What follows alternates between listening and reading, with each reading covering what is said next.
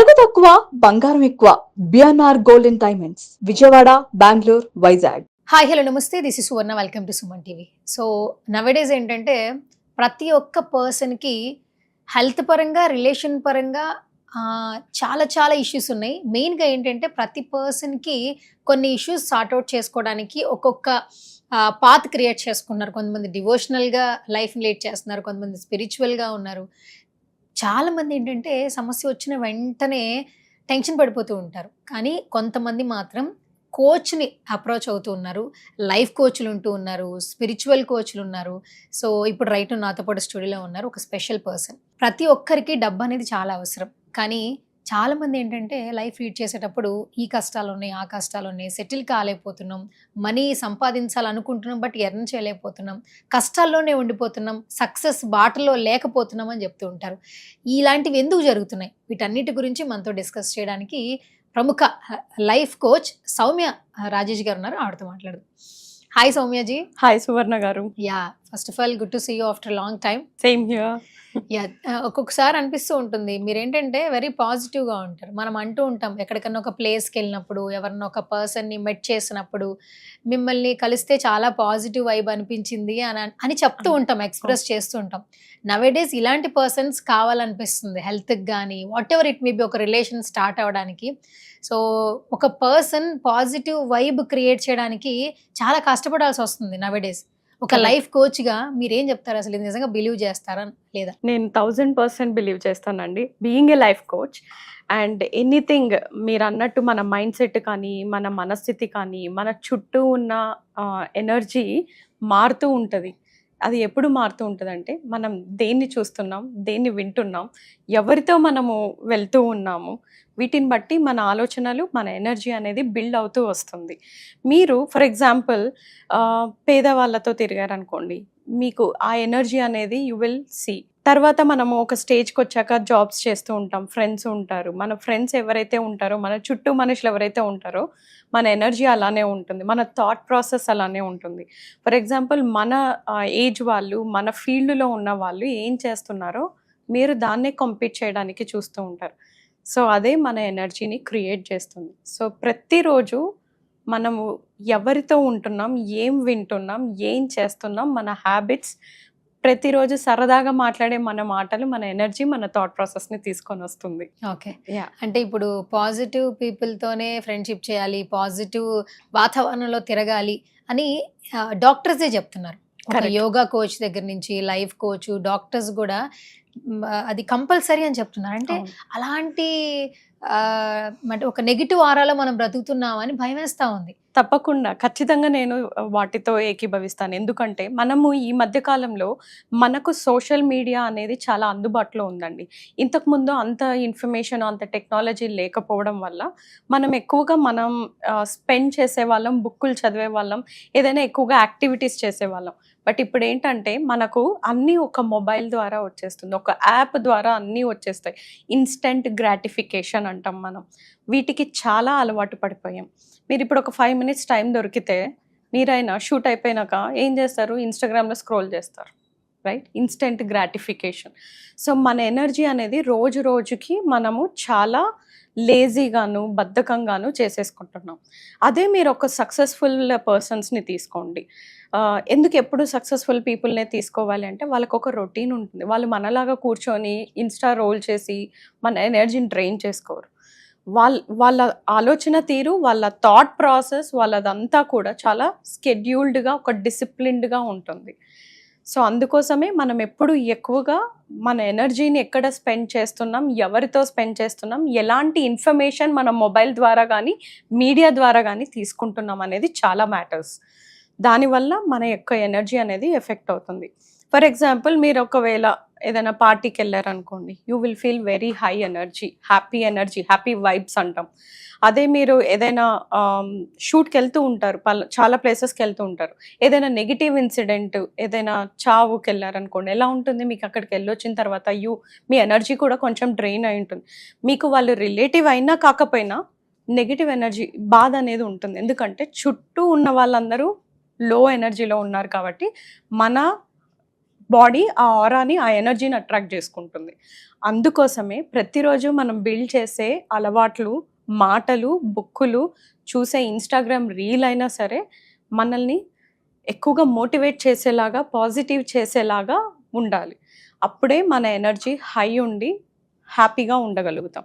హ్యాపీగా ఉండడము అంటే మామూలుగా గూడా సినిమాలలో గూడా చెప్తూ ఉంటారు గదండీ! ఒకరికి నచ్చినట్టు గాదు, మనకు నచ్చినట్టు మనం ఉండాలి అనేది. దట్ ఈస్ ఎగ్జాక్ట్‌లీ ప్రతి ఒక్క కోచు, స్పిరిచ్యువల్ హీలర్ ఎవ్వరైనా కానీ ఇదే చెప్తారు. సో, మనకు నచ్చినట్టుగా మనం ఉండాలి. ఇతరులకు నచ్చినట్టుగా కాదు. కానీ నవేడేస్ అబద్ధానికి ఉన్నటువంటి ఇంపార్టెన్స్ నిజానికి లేదు కదా! హ్మ్. మరి చుట్టూ పాజిటివ్ ఆరా క్రియేట్ చేసుకోవాలంటే ఒక పర్సన్ తన లైఫ్ స్టైల్‌ని ఎలా మోడిఫై చేసుకోవాలి? మీరే అన్నారు. అబద్ధానికి ఉన్నంత వాల్యూ నిజానికి లేకుండా పోయింది. సో, మీరు డిఫరెన్షియేట్ చేయగలుగుతున్నారు. అబద్ధం ఏంటి? నిజం ఏంటి అనేది. అది ఎప్పుడు జరుగుతుంది? మిమ్మల్ని మీరు ఎక్కువగా నమ్ముతున్నప్పుడు. మీ ప్రాసెస్, మీ థాట్ ప్రాసెస్ మీకు క్లారిటీ ఉంది. నేను ఈరోజు ఇది చేయాలనుకుంటున్నాను అనే క్లారిటీ ఉన్నప్పుడు మనం అదే చేస్తాం. బట్ మన థాట్స్ డామినేట్ చేస్తున్నాయనుకోండి, ఎదుటి వాళ్ళ మాటలతో ఇన్‌ఫ్లూయెన్స్ అయ్యి నేను ఎళ్ళిపోతున్నానంటే, you are not in your control. You are in their words control. వాళ్ళు చేసే యాక్షన్స్ కంట్రోల్‌లో ఉన్నాం. నేను అది చేయాలి. వాళ్ళు ఈరోజు ఆ వీడియో చేశారు. నేను కూడా ఈ వీడియో చేస్తాను. నో. నీకు నీలాగా ఉండి నీ టాలెంట్‌ని బయటికి తీయడం మనకెప్పుడు కాంపిటీషన్ ఉండదు. కానీ ఇప్పుడు కాంపిటీషన్ మన గురించి కాదు. పక్కవాడి గురించి అంటే వాళ్ళు చేసింది మనం ఖచ్చితంగా చేయాలి. వాళ్ళు చేస్తున్నారు మనం చేయాలనే ఆ ఇంటెన్స్ ఎక్కువ ఉండింది. అదే అందుకనే అన్నాను. ఇందాక మీరు అబద్ధం అన్నారు గదా! ఎందుకు మీరు అటువైపుకి అట్రాక్ట్ అయిపోతున్నారంటే, వాళ్ళు చేశారు ఆ వీడియో అని నేను చేయడం కన్నా, నాకు ఇదే వచ్చు. నేను ఇందులో ఎంత గొప్పగా చెప్పగలను అనేది మనం ఆలోచించట్లేదు. అంటే మనల్ని మనం కోల్పోతున్నాం. So, we are always in like నేను అది చేయాలి, అది చేయాలి. దానికన్నా నా టాలెంట్ ఏంటి? దానికి నేను ఎంత రీచ్ అవ్వగలను? దానికి అప్రోచ్ ఎలా అవ్వగలను అని మనం ఎప్పుడు టార్గెట్ చేయట్లేదు. Comparison mode. దట్స్ వై మనము ఎప్పుడు గూడా తక్కువకెళ్ళిపోతాం. నెగెటివ్ వస్తుంది, జెలస్ వస్తుంది. అరే! ఏమీ కష్టపడకుండా వచ్చేసింది వీడికి. ఇలాంటివన్నీ నెగెటివ్ థాట్స్ అనేటివి మన ఆరాలో బిల్డ్ అయిపోతూ ఉంటాయి. సరే ఇంకొక మాట తెలుసుకోవాల్సిన విషయం ఏంటంటే, మనకి చిన్నప్పటి నుంచి మనం పెరిగేటప్పుడు, పెరిగే క్రమంలో పెద్దవాళ్ళు ఏం చెప్తారంటే, మంచి నేర్చుకోవాలి, చెడొద్దు. మంచి వాళ్ళతో ఫ్రెండ్‌షిప్ చెయ్యి. నీకు మంచి జరిగిద్ది. ఆహ్, ఏదైతే నువ్వు కరెక్ట్ వేలో ఉంటావో నీకు ఖచ్చితంగా సక్సెస్‌ని తెచ్చిపెడుతుంది అంటుంటారు.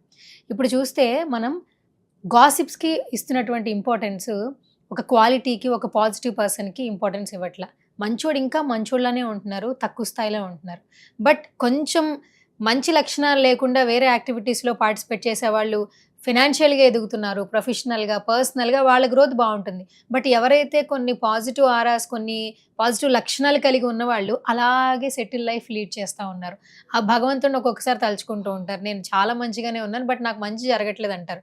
మరి ఇలా చాలామంది మీ దగ్గరకొచ్చి చెప్తూ ఉంటారు. యాస్ ఎ లైఫ్ కోచ్ మీరు ఇచ్చే సజెషన్ ఏంటి?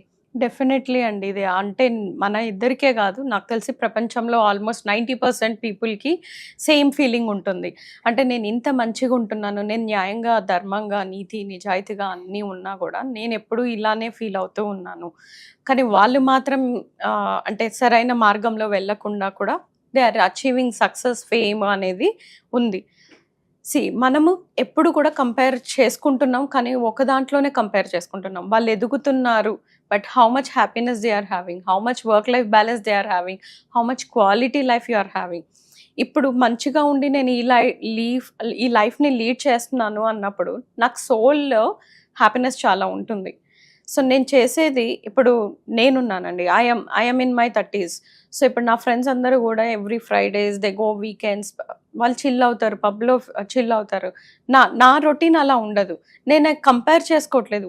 అరే! వాళ్ళు చిల్ అవుతున్నారు, పబ్స్‌కెళ్తున్నారు, వాళ్ళు అదంతా చేస్తున్నారు. బట్ నేనెందుకు ఇలా చదువుకుంటున్నాను, నేర్చుకుంటున్నాను. That is my sole happiness. So, మనకు నచ్చింది మనం చేస్తున్నంత వరకు ఎప్పుడు కూడా భగవంతుడు మనల్ని బ్లెస్ చేస్తూనే ఉంటారు. మనం దాన్ని చూడట్లేదు. దాన్ని అబండెంట్ థాట్స్ అంటాం. మన కోచింగ్‌లోను, మన మేనిఫెస్టేషన్ ప్రోగ్రామ్స్‌లో అబండెన్స్ అంటే మనం ఎప్పుడు మన చుట్టూ ఏమున్నాయో వాటిని గుర్తించం. అసలు పట్టించుకోం. ఎందుకంటే మన ఫోకస్ అంతా ఎప్పుడు కూడా ఆపోజిట్ పర్సన్ ఇది తెచ్చుకున్నాడు. నేను కూడా అక్కడికి రీచ్ అవ్వాలి. ఓకే. అక్కడే మనకు మెయిన్ ప్రాబ్లమ్స్ అన్నీ స్టార్ట్ అవుతున్నాయి. స్టార్ట్ అవుతుంది. ఓకే. సరే ఇప్పుడు పాజిటివ్ ఆరా క్రియేట్ చేసుకోవడం వల్ల హ్మ్. ఒక వ్యక్తి జీవితంలో నిజంగానే మిరాకిల్స్ జరుగుతాయా? 100% సువర్ణ గారు. ఇప్పుడు మీకు ఎప్పుడైనా ఇంటి నుంచి బయలుదేరేటప్పుడు ఇంట్లో వాళ్ళు ఎప్పుడైనా ఏదైనా తగాదా పడ్డారనుకోండి, మీ షూట్ మూడ్ అంతా డిస్టర్బ్డ్‌గా ఎట్లా ఉంటది. ఉంటుంది? డిస్టర్బ్డ్‌గా ఉంటుంది. ఎగ్జాక్ట్‌లీ. మీరు రోజు పాజిటివ్‌గా ఉండడం వల్ల, మీ ఆరాని చాలా స్ట్రాంగ్‌గా పెట్టుకోవడం వల్ల, వాళ్ళన్న మాటలకి మీరు రియాక్ట్ అవ్వరు. You will be in a responsive mode. జాబ్‌కొచ్చారు. జాబ్‌లో ఏదైనా ఆబ్స్టికల్స్ ఉన్నాయనుకోండి, రియాక్ట్ అవ్వరు. Still you will be happy, you will be confident, you will be still successful. ఎందుకంటే మనం బయట ప్రపంచానికి ఎప్పుడైతే రియాక్టివ్ మోడ్‌లో ఉంటామో, మనం సక్సెస్ తెలుసుకోలేము. మన రిలేషన్‌షిప్ స్టేబుల్ ఉండవు. మన మనీ స్టేబుల్ ఉండదు. మన కెరియర్ కూడా ఎప్పుడు కూడా ప్రమోషన్స్ ఉండవు. ఒకే గ్రాఫ్‌లో ఉంటుంది. సో, రియాక్టివ్ మోడ్ నుంచి రెస్పాన్సివ్ మోడ్‌కి రావడానికి చాలా ముఖ్యమైన ఇంపార్టెంట్ థింగ్ అండి. మనం రెస్పాన్సివ్‌గా ఉండాలి. అప్పుడే మన ఆరా అనేది స్ట్రాంగ్‌గా, పాజిటివ్‌గా ఉంటుంది.